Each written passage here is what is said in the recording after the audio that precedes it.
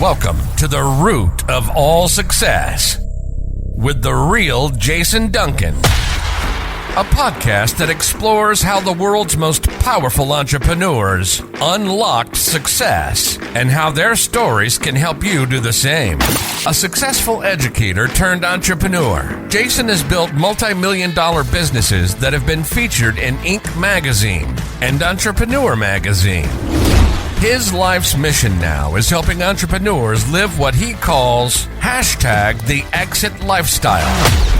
Introducing TEDx speaker, mastermind leader, author, entrepreneur, cigar aficionado, motorcycle enthusiast, and host of The Root of All Success, the Real Jason Duncan. The Real Jason Duncan. Welcome to episode 205 of The Root of All Success. I have a special re-release of a podcast that I was a guest on back in October of 2023. This is the Freedom Chasers podcast with Tim Winfrey Jr. And he and I had a great conversation. We recorded it in the middle of August. He released it at the beginning of October of 2023. And I thought it was such a good conversation that I would release it here as a special episode for you to enjoy as well. Make sure you check out Tim's podcast, Freedom Chasers podcast. Check it out. You're going to enjoy this. Thanks for listening, and we'll catch you again next time. All right, Freedom Chasers, we have a treat for you today. A visionary who scaled the heights of entrepreneurship, leadership, and impactful giving. Introducing the Real Jason Duncan, best-selling author, TEDx speaker, and a coach with a heart and purpose as vast as his experience. With a decade of steering one of America's skyrocketing private companies, he's honed the art of growing a prosperous business in just 10 hours a week. His method? Exit without exiting, a blueprint to detach from the endless hustle, focusing on what truly resonates. Through the Exeter Club Mastermind, the Root of All Success podcast, in his illuminating book, Exit Without Exiting, Jason dishes out golden insights, but his drive doesn't stop at entrepreneurship. He's on a mission to uplift 10,000 souls from poverty and mediocrity with plans to kickstart a nonprofit championed by his mastermind group. Hailing from Nashville, Tennessee, when not shaping the business world, you'll find Jason cherishing moments with his family or relishing in the thrill of motorcycling and the serenity of camping. An embodiment of success, balance, and giving back, Jason truly enriches the entrepreneurial tapestry. Jason, my Lord, that's a mouthful. It's an honor to have you here, my friend. All right. It's good to be here. It's good to be here, Tim. Glad to be here. All right, man. So let's talk about exiting without exiting. So anybody that doesn't know who you are, what does that concept mean? And we'll just dive into it from there.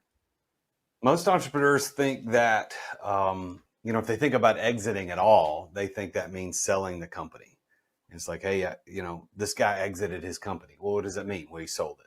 Or I have an exit strategy. Well, what does that mean? Well, I'm strategically working towards selling the company. Honestly, when I started my first big company in 2010, wasn't a big company then. Of course, it turned out to be, but I didn't have an exit strategy. I didn't know what exit meant. I literally started a job. That's what I did. I started a job, and I made a lot of money doing that job ultimately, but I didn't know what it meant to exit. And when I finally got to the place where I was working with a business coach, and we were talking about next steps, like what's the next step for me? Because I was still, I'm still relatively young. What's the next thing? Do I want to run a lighting company forever? Or do I want to do something different? I said, well, let's just sell it. Like, I'd rather do something different.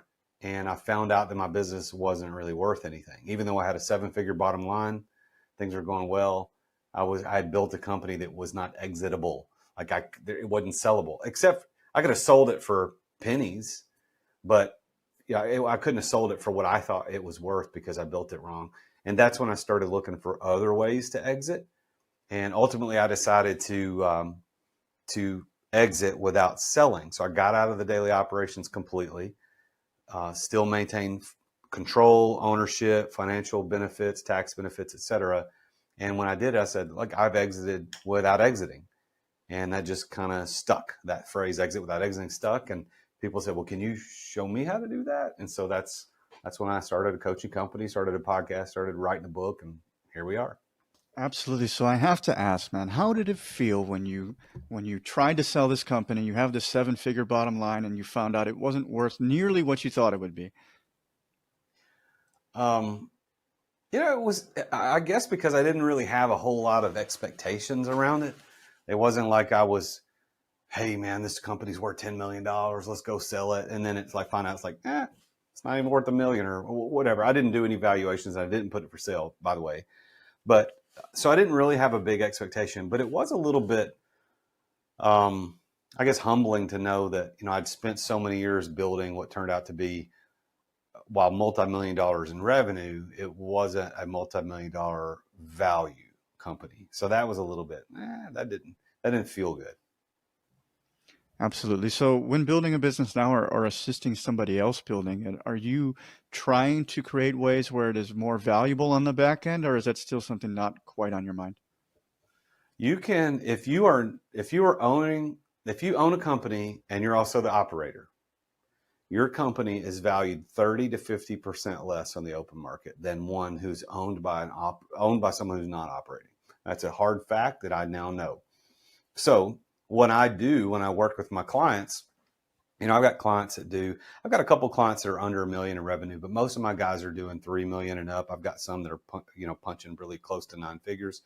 That what I'm working with them on is, listen, if you can get yourself out of the weeds, you're out of the daily ops, you still can be involved, but you're out of the daily operations.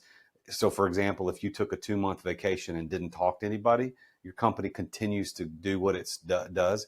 If I can get you there, I've increased the value of your company by 50%. That's huge. So yes, I'm working on increasing the values of the company so they don't find themselves in this position. But more than increasing the value of the company, it's about the quality of life. Most people build businesses and their life is lived on the edges. They live on the leftovers of what the business allows. And what I teach guys to do is I'll teach you how to build a business around your life, not live your life around your business. Absolutely. And we'll definitely dive deeper into that. But let's talk a little bit more about getting an operator. So if somebody were listening right now, they had a business doing pretty well. What steps would you recommend they take in order to install this operator into their business? Well, if you are at a place where you're like, hey, I want out, I got to find somebody to run this thing. Well, that's too late. You didn't think about it early enough. So you got to think early about the main thing that I teach people. The first principle is embracing delegation. You have to embrace delegation. So that starts early in the process. And really, delegation is misunderstood by 99% of entrepreneurs out there. And the person who's sitting in the car listening to this right now going, well, I'm the 1%. No, you're not. Like most people don't understand this. And the reason is because it's a mindset thing. The mindset of most entrepreneurs is that they're the hero of the business. I call it the hero syndrome. And they believe that everything has to go around them and they're the number one ace, that they do everything better. And the reality is you probably do know it better than everybody else and can do it better than everybody else. But that hero syndrome, if you don't overcome it, you're not going to find an operator at some point. Nobody's looking for a job to run your company for you so that you can leave. That's not what anybody's looking for. What you've got to do is embrace that delegation, have the right mindset early in the process so that as you build the company over that 1, 2, 3 year span, by the time you get ready to step back, you're already stepped back because the people are already been delegated to, they're doing everything, and you've got the systems in place, et cetera, to make it happen. So I think it starts with delegation. You don't just go look for an operator. That's not going to work. Absolutely. And I could relate to that as somebody that suffers from hero syndrome and is slowly recovering from it, right? That is the first step, is realizing that it's a problem, right? It's just like, I can't do everything. Yeah. And you get to a point where you simply can't anymore. It's just like, oh, wow, the workload is so heavy. Like it's impossible. But as you start to delegate, you start to see the value. And then it's like, you might have to deal with a 20% reduction in output by hiring somebody, but ultimately it's for the greater good, right? So what would you tell to somebody listening right now that has hero syndrome? It's like, why do they need to start delegating? Well, I think you just need to consider, first of all, what is it that you want? Like, why did you start your business to begin with? Did you start your business to have a better job? Like that's when I started my business, to be honest, that's what I did. I didn't know any better. I was an unemployed school teacher. I just needed to make money. And so I started a business to make money. That's a job. But if you really want freedom, you want control over your time and the choices, you want control over the choices you make daily, on what you do, where you go, who you hang out with, what vacations you go on, what charities you donate to, how you dedicate your time. If that's what you want, the hero syndrome is the only thing standing in your way. If you get rid of the hero syndrome, you can get everything you want, but you can't do it if you believe you're the only guy.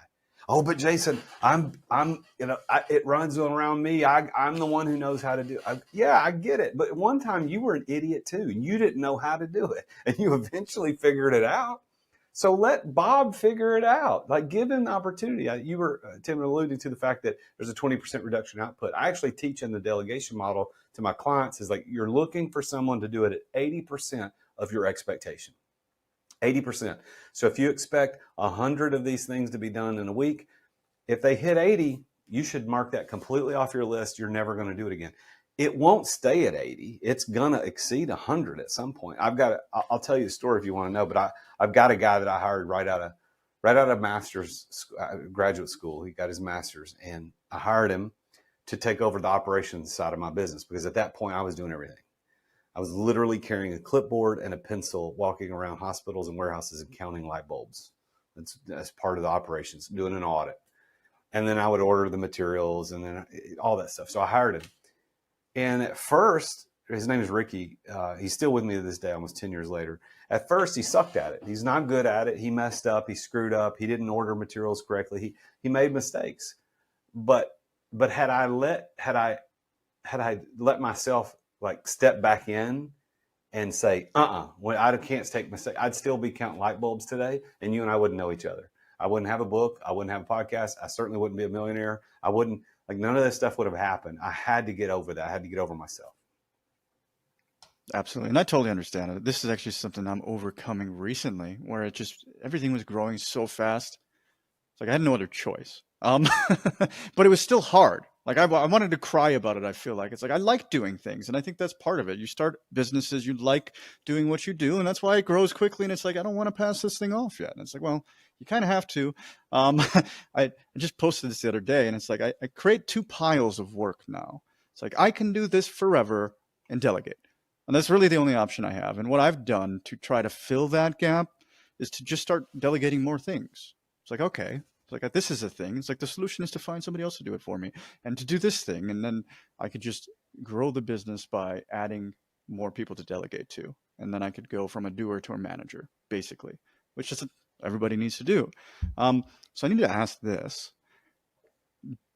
When you say operator, I think naturally to the book Rocket Fuel. And I think it uses integrator far more. But I'd like to ask you, from your personal opinion, do you think a visionary is easier to find than an operator? Or what is your thought there? No, visionaries are a dime a dozen. Operators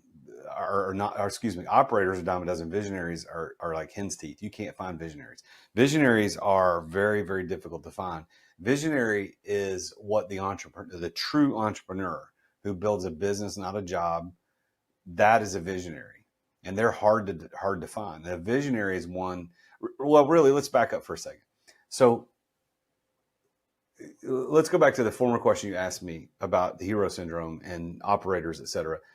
If Steve Jobs or Elon Musk or Bill Gates or Jeff Bezos, let's use those are the top 4 guys we all think about. You know, Steve's gone, but all the other guys are still here. If they were still the hero of their business, we would not know their names. Right? I mean, let's just be honest. Like if Steve Jobs had never come back into Apple and put a vision in place for other people to execute, and yet, like if he'd have stepped in and said, here's the vision and I'm going to execute it, we wouldn't know who he is. We would not know that guy's name. We wouldn't know Bill Gates. We wouldn't know Steve Jobs. We wouldn't know any of these guys. The reason nobody knows about you and your business is because you are not acting like Steve Jobs, Bill Gates, Elon Musk, and Jeff Bezos. You're acting like the guy who has a job that you call a business. Hey, listen, and I'm talking to myself. I'm not just talking to you. This is all of us. We do these things. So we have to back up. So here's the thing. There are 3 roles, only 3, that the entrepreneur, the owner of the business, the architect of the business, the one who designs the future, that he or she should fulfill. 3 and only 3. Number 1, set the vision. That is your job and your job uniquely. Nobody else can do that for your business. Number 2 is you have to communicate that vision. You have to communicate that vision on a regular, clear basis to everyone. Everybody's going to know it. That's your job. You cannot outsource that. And number 3, build the asset. Build the asset. You got to turn your business into an asset that doesn't rely on you. It's got to be bigger than you. That is the 3 roles of an entrepreneur as the architect of the business. This is called the law of the architect. Actually, it's a universal law. And so if you commit to these 3 things, you will build a business that's bigger than yourself. You'll create legacy. You'll create impact. You'll create financial rewards, not only for yourself, but for your employees. That's what you do. But if you do anything outside of those 3, you're breaking the law of the architect, and you're going to suffer the consequences just like anyone else who breaks a law. Absolutely. So I'm curious, could a company work with 2 people that are more mentally suited for the visionary role at the head? No. A 2-headed anything is a beast. It's a monster. So this is the law of the architect also precludes the idea of co-founders. So there's no such thing really as a co-founder. In our phrasing today, actually, this is a speech I give. I talk about there's no such thing as a co-founder. But if you go to like investopedia.com and type in co-founder, what does that mean? It'll say something to the effect of, and I'm misquoting it, but like a person who is brought on early into the early stages of the business who has some expertise that the founder doesn't have to help build the business.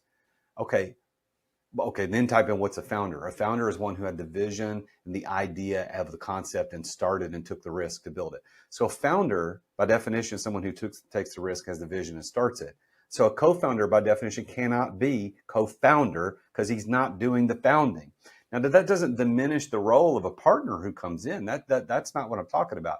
But ultimately, at the beginning of a business and throughout the business life cycle, there's one person who is communicating that vision, one person who is setting the vision, and one person whose responsibility is to make sure that asset gets built. So if you look at, going back to our 4 examples, look at Apple, for example. So Steve is gone, right? So he's not here, but he set that vision. He set the vision for what Apple is going to be. It's going to be different. It's going to feel different. It's going to look different.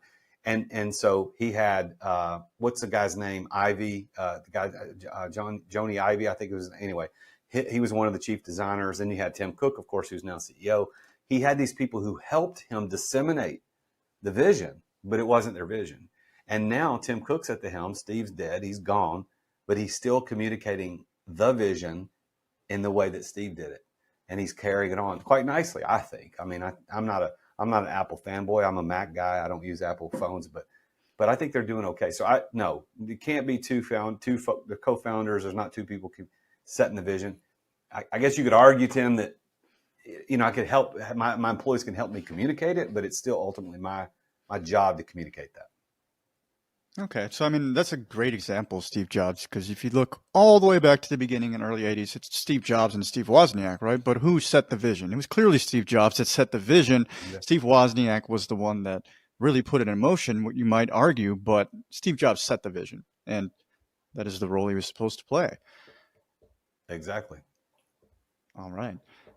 Very cool. So I love your mission really is helping 10,000 people. So let's get along. Let's just ask broad strokes. What exactly you want to help them do, who you want to help, why you want to help them, and we'll dive deeper into that concept. So it's twofold. So on one hand, I want to see 100,000 entrepreneurs set free from the ironic prison of entrepreneurship. And what I mean by is that this ironic prison that we've created by creating jobs for ourselves. So that's what I want to do. My first TED Talk was called The Ironic Prison of Entrepreneurship and How to Escape. Like, I want to help 100,000 entrepreneurs do that. I want to do it through one-on-one coaching. I want to do it through my mastermind. I want to do it through my podcast, public speaking, my book, Exit Without Exiting. I want all of this to collectively help 100,000 entrepreneurs escape that prison of entrepreneurship. And then the other side of that is I also, together with these 100,000 people, the closer you are to me, the more we can work together. But I want to work together to start a nonprofit to help 10,000 people escape poverty and mediocrity through the vehicle of entrepreneurship. So what I'm talking about here is I'm not talking about the bum living under the bridge. I'm talking about the homeless guy with the cardboard sign down at the corner. What I'm talking about is people that you and I both know who are just making it. They're paycheck to paycheck. they're probably living a pretty decent life, but they have a scarcity, poverty-based mentality. They're living in mediocrity. They're not living in abundance, and they've got an idea, but they don't have the resources, the contacts to make it happen. So I want my network that I create with exiters, with my Exeter Club, to be the network that can go out and identify this guy, John or Bob or whoever, and say, listen, we're going to help you, and we're going to help lift you out of this poverty and mediocrity. We're going to show you how to run a business. And you've got all of us to be your mentors, your advisors, your coaches, even resource, financial and otherwise, that we can give you to get you out of this. And I want to do that 10,000 times. Absolutely tremendous, man. So you mentioned the poverty mentality. Do you think that's the main thing holding people back, the way they think and how they think? I think the only thing holding anybody back is the way they think. Like what we think about, we bring about. There is nothing on earth that we experience in reality that didn't first start in the thought. So like if you think, I interviewed today one of the ladies who was one of the founding team members of HGTV, the cable show, the cable television network. And she kept saying, this was just an idea in 1994, just an idea, just an idea, just an idea. And I'm like, yeah, everything was just an idea before it became reality. This water bottle that I use, a friend of mine, this pH 9 generator, it's an alkaline water bottle he gives away, it's called Hydrate the Hood. This was an idea, now it's reality. My book was an idea, now it's a reality. So whatever your reality is, you could trace back to an idea. So if you're living in poverty, and I'm not meaning like real poverty, financial poverty, but like if you have a poverty mindset where it's scarce, there's not enough, it's a zero-sum game, I just got to work to keep the man off my back, like that type of mentality, that reality is related to a thought. So if you can change your thoughts, you will change your reality. Without question, but I think most people listening to this will be along the lines of saying, easier said than done, Jason, which I believe is true, because this is not something that'll happen with a flick of the wrist or anything like that. It's years and really, the rest of your life of growth, because the more you learn about how important mindset is, the more you learn how bad your mindset is, even when you think it was good. These new things keep popping up over and over. So like what kind of strategies would you recommend to somebody that might be thinking in a poverty mindset that can start implementing into their lives to start to kind of wean it out? So I would challenge people to think about this mindset shift in the same way you would think about a health shift, a physical health shift. So if you see a guy who's ripped, like has the six pack, he's got the arm muscles, he's got the leg muscles, not like me. Like I'm okay, I'm in shape, I'm all right, but I'm not ripped. I got a little stuff around the waist I got to get rid of that I'm working on.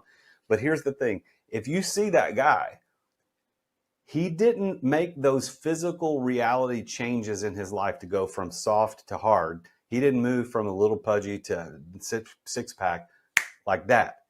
And it didn't take 30 days. It didn't take 60 days or 90 days. I don't care what the Instagram guru tells you to buy his course and in 90 days you have six pack. It's not going to work like that. That's not how it works. I think we all know that.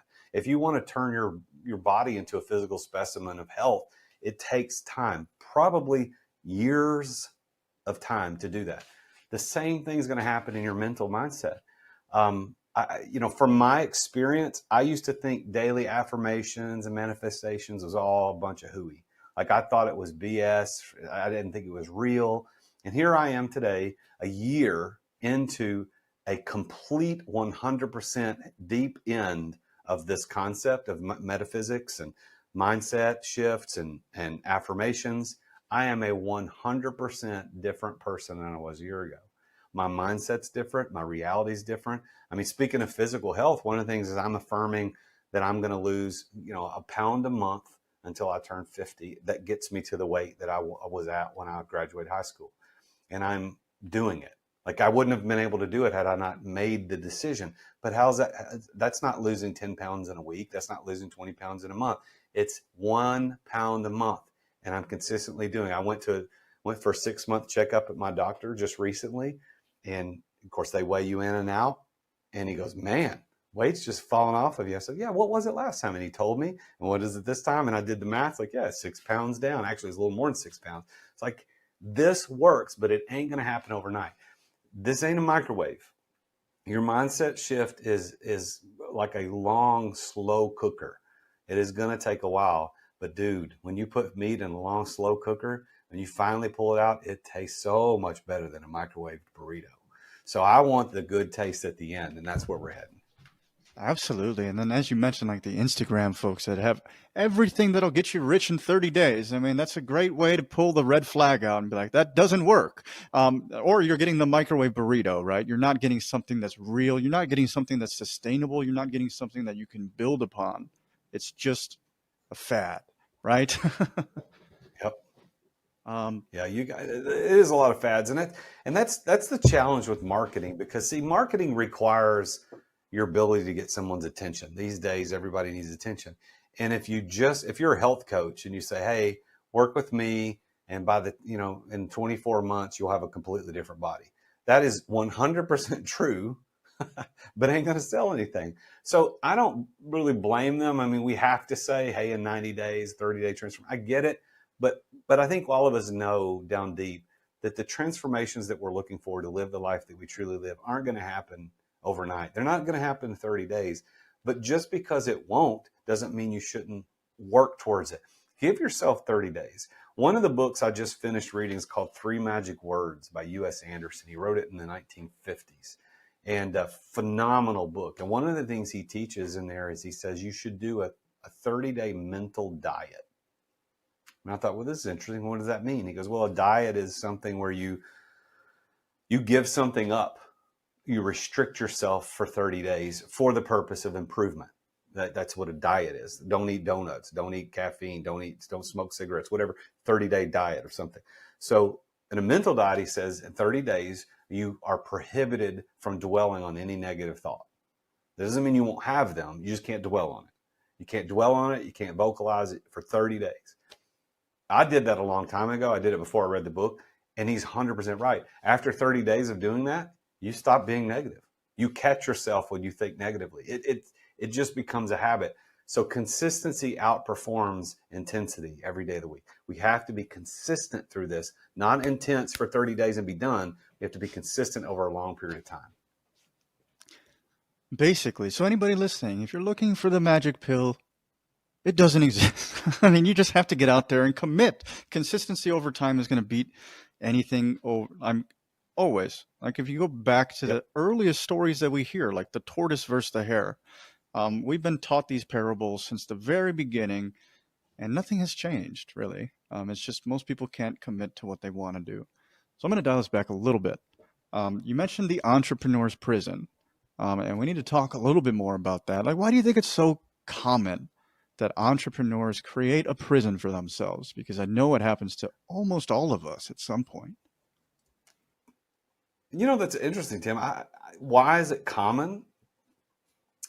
I don't think people are self-aware, or I don't think they're introspective enough to realize that building a business doesn't require 40 hours a week of your personal time. It shouldn't require that.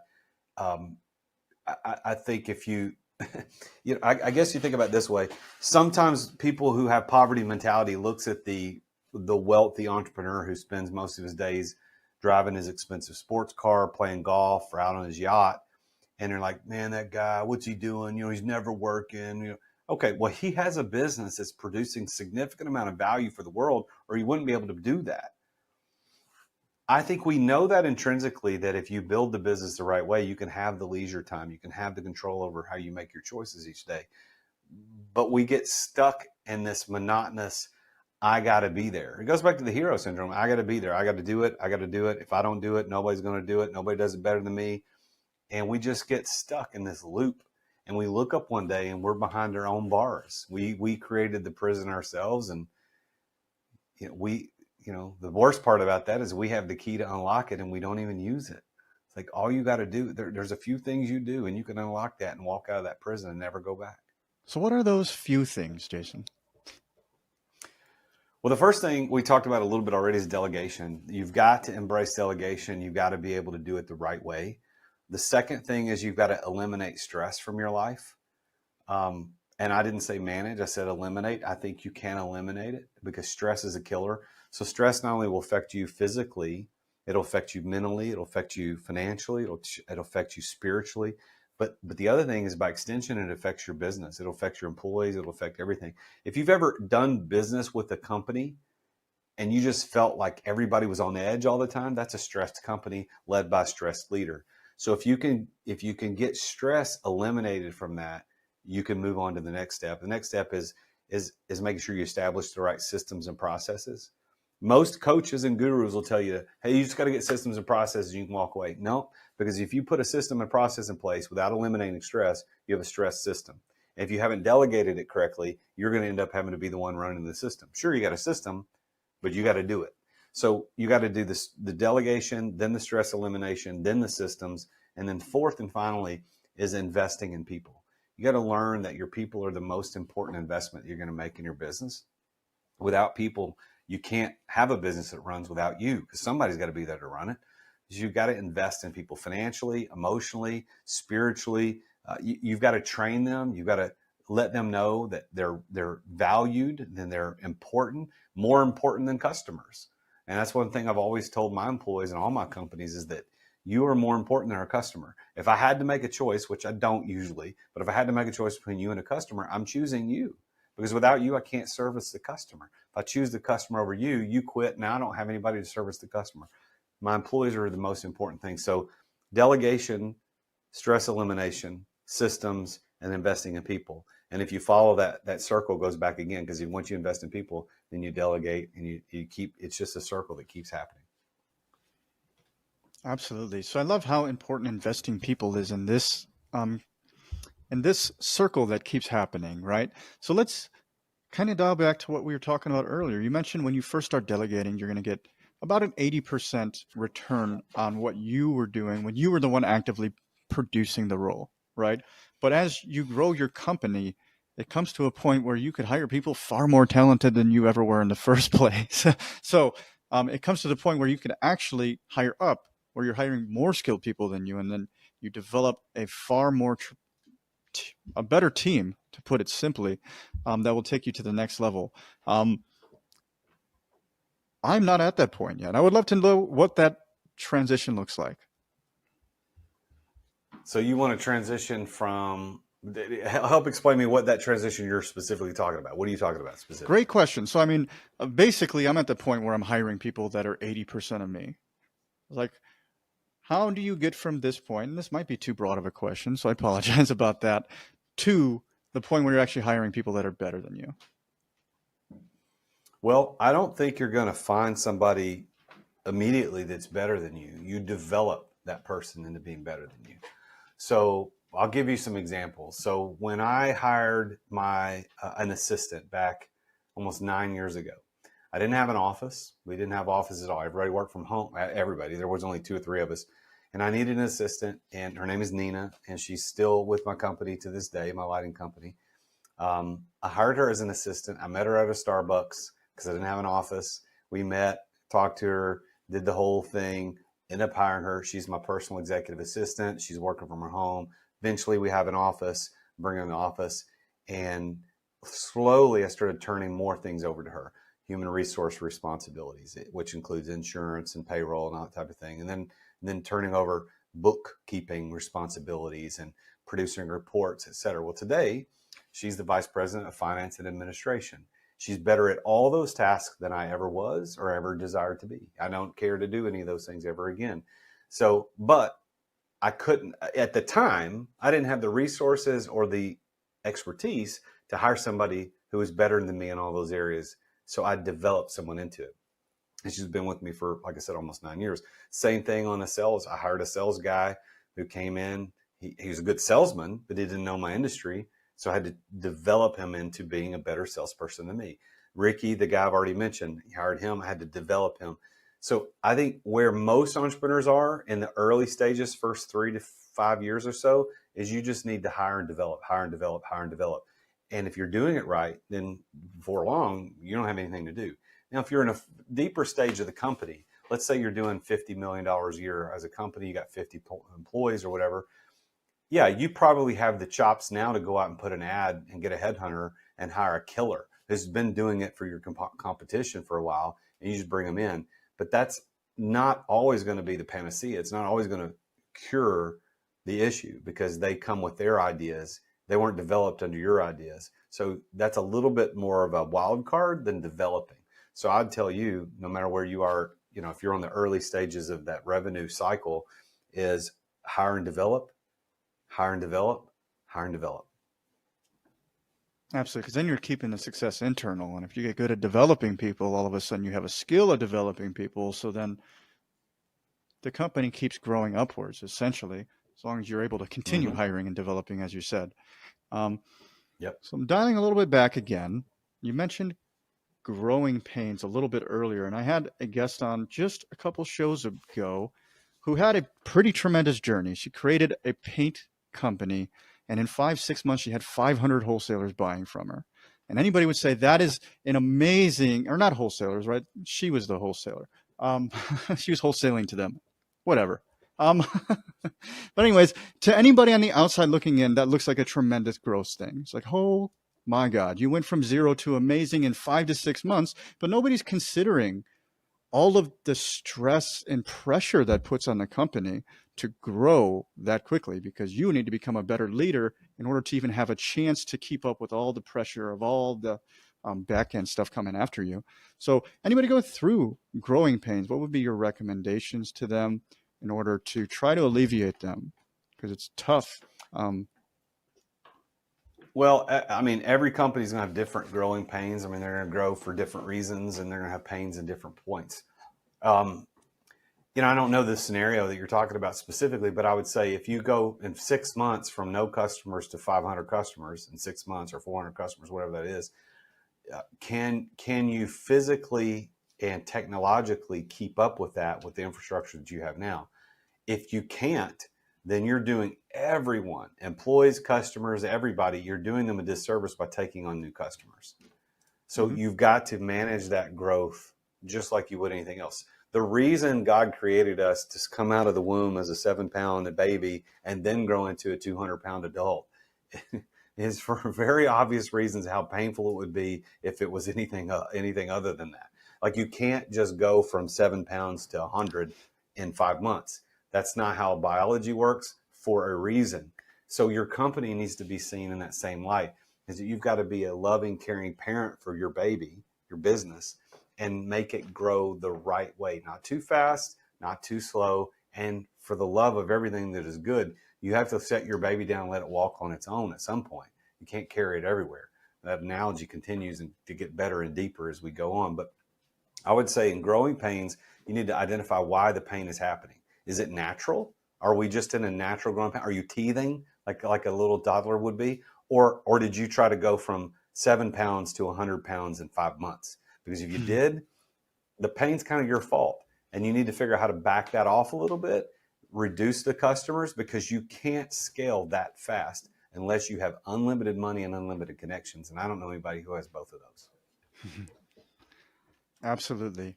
Thank you for that. That was so simply answered. I don't want to say simply, but most things in life are far more simple than that people actually think they are. It's like kind of when you start working out, you might have somebody that's benching the bar, right? But that's the natural progression. You start putting more weight. You can't just go to the gym and squat 700 pounds. Like, if it was that easy, everybody would do it. And that's why the entrepreneur's journey is so much fun, because it is a journey of self-discovery and all that fun stuff. So let's get into you working 10 hours a week, if I remember correctly, and really the exit lifestyle in general.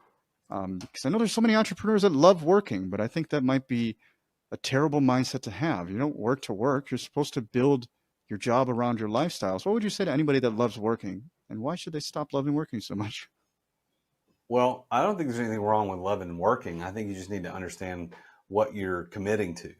Because if you say, I love working, and you're committing yourself by saying that to 40 to 60 to 80 hours a week of output in order to maintain, then I don't think you really love working. What you're experiencing is something called synthetic happiness. Is there's a situation you found yourself in, and you realize, if I change anything, I don't get to keep the situation. So I'm going to synthetically create happiness around the thing that I find myself in. This is also called, there is a syndrome. I'm losing it. What's the syndrome when Imposter you syndrome? fall in, you fall in love with your kidnapper. What's that called? It's Stockholm syndrome. Stockholm syndrome. So it's kind of the same thing. If you're a hostage, at first you don't like it. Oh, this sucks. And then over time, if you stay in that situation long enough, you realize, well, look, if I don't participate in this situation, I'm going to end up being hurt. So you synthetically convince yourself that you're happy with this, and you fall in love with your captor. And that's what I think a lot of entrepreneurs say, well, I love my business, I don't ever want to exit. Yeah, listen, if I wrote you a check for $100 million today and you didn't have to work anymore, would you keep doing that same thing? I don't know a lot of people that would. Now, some do, and I'm not discounting those that would. Like I am in the business now that 100 million wouldn't change me. I'm finally in that purpose of my life, that place. I'm living my purpose. It wouldn't change anything for me. It would change things, but I would keep doing this. I would keep coaching. Now, my lighting company, I got to a place where I was doing 10, down to, I started at, I was working 50, 60 hours a week. Then I got down to 25, then down to 10, and then down 10 a month, and then 10 a quarter. And now it's 10 a year. That company still runs, and I'm practically not involved at all. My coaching company that I'm doing now, pretty much full time, it's about 20 active hours per week that is required for me to continue to produce the income and the revenue that I produce in my coaching company. I'm good with that. Do I work more than 20? Yeah, man. Yeah, I do. I work more than 20. But I build these boundaries around what is required versus what I want to do. Like, am I creating new content? Am I doing new things that aren't required to keep my revenue on pace to grow? So I think you got to understand, why do you love working? Is it a synthetic happiness, or is it really, are you living in the center of your purpose? Absolutely, man. So you mentioned what you're doing now, coaching. Let's talk about what working with the real Jason Duncan looks like, and your team, obviously. Well, so I work. I've got an Exeter program, and it's limited to 7 people per year in any 12-month cycle, because it's a 1-year commitment that I work with my clients. We meet every single week. We do 4 in-person meetings per year, and it's very intense. Like, we're taking them from where they are to where they want to be, and generally speaking, that's moving from way too much time in the business to begin living the lifestyle that you truly desire, the exit lifestyle. And for everybody, that looks different. But we got to get your hours down in the business without losing momentum in the business. So that's what my clients hire me to do. One of the last guys I brought on was like, I'm working 50, 60 hours a week. I got 3 young kids. I'm married. If I don't change something now, I'm going to miss my kids' lives. And so that's why he hired me. So the investment for that is $125,000 for the year. And that includes everything you need. You're going to see a 3 to 5x return in that just financially, not to mention what's going to happen. Your quality of life is going to go up. So that's called the Exeter program. That also includes membership in my mastermind, which is called the Exeter Club. In the mastermind, we meet twice a month. We do 6 live events per year, including 2 luxury retreats. And this is a group of all male entrepreneurs who are all on the same path to trying to exit without exiting. Some want to sell. Some just want to get out of the weeds so they can go start another company. They want to get out of the weeds to go start a nonprofit. They have multiple interests, but that Exeter program at $125K includes membership in the Exeter Club. Now, you can join the club without being part of the one-on-one coaching, and the club itself is $35K for the year, and that's unlimited. Like, I can take an unlimited number of people in the club, but the Exeter program people, I only do 7 of those guys per year. I imagine that application process has to be pretty grueling. Is that correct? The what process? It broke up. To be one of the 7. To be one of the 7, what does that application process look like? Well, it's so it starts with an application that just kind of gives me a little bit insight into your business, how long ago you started it, what's your revenue levels, what's your quality of life look like, how many hours you're working per week, et cetera. We get on a call and we talk deeply about what this looks like. And, are you willing to invest the time and the money, of course, into making this happen? This is going to be a big transition. This goes back to the consistency we were talking about earlier. This ain't going to happen in 10 weeks. It's not going to happen in 10 days. It's probably not going to happen in a year. It's going to take some time, but we're going to commit to working on this a year together. And I have 2 or 3 calls with a client or a prospect before it's approved to get into the program. And once they're approved to get in the program, we go ahead and get started. And we do our calls every week, same time, same day. So it's very consistent. It's an appointment every single week. And of course, we can miss appointments. Like I'm going on vacation in a couple of weeks, and I know my client's going on vacation, so we'll miss some of those. But it's not grueling. It's an appropriate level of screening because, first of all, you got to be able to afford it financially. That's why my guys typically are doing $3 million or more per year. Now, if you're only doing a couple $100,000, you still want to get in. Hey, that's up to you. If you want to make that investment, I want to see you succeed. All right. That sounds very cool. The Real Jason Duncan, if anybody listening wanted to be a part of either of these programs, what would be the best way for them to get in touch with you, man? Go to therealjasonduncan.com/coaching, therealjasonduncan.com/coaching, and just read everything I said there is there, including the prices. As I said, I'm here. I don't hide that. I mean, clients who have the money to spend on those types of things, they don't want that price hidden. So it's out on my website. You can see exactly what it costs, what the investment is, what you get in return for that. There's video testimonials all over that site that show you people that I work with and how much it's changed their lives. So go to therealjasonduncan.com/coaching. All right, everybody, there you have it. Go to therealjasonduncan.com/coaching, and you can check out these programs. Jason Duncan, man, it's been an absolute pleasure. Thank you so much for coming on the show and giving us a glimpse into your life and into your business. Attention business owners. Attention business owners. Feeling burnout from running your business? Uncertain if you're nearing burnout? Take our free 10-question business burnout test at businessburnouttest.com to discover where you stand. With just 10 quick questions, you'll learn how to immediately begin making changes to regain freedom and success. Cut your daily operations time in half. Improve your quality of life and prepare your business for your future exit without losing revenue or profit. Visit businessburnouttest.com now and take the test. Thank you for listening to another edition of The Root of All Success with the Real Jason Duncan. If you've enjoyed this week's episode, visit therootofallsuccess.com to access the show notes and other helpful resources. Follow Jason on social media at The Real Jason Duncan. See you again next time here on The Root of All Success.